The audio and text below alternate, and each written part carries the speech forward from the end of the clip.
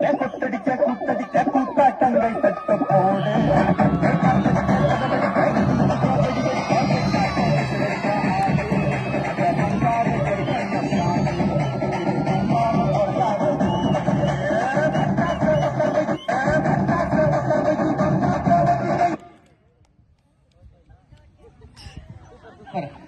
அழகா இருந்துச்சுங்க.